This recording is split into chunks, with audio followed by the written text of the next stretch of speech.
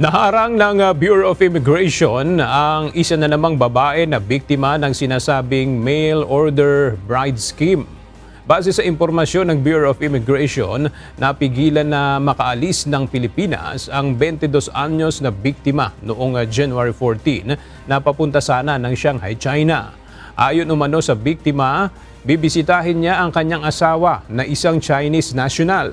Subalit agad na nagduda ang immigration officers dahil sa magkakasalungat na pahayag nito ukol sa kanilang kasal, gayon din sa mga dokumento na kanyang hawak.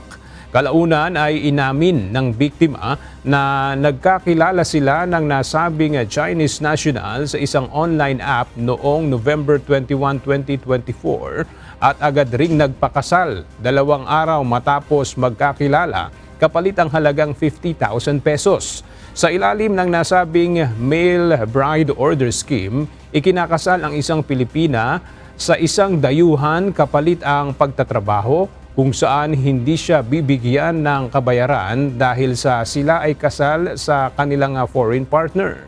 Na-turn over na ang biktima sa Interagency Council Against Human Trafficking para sa ibayong investigasyon at paghahain ng kaukulang reklamo.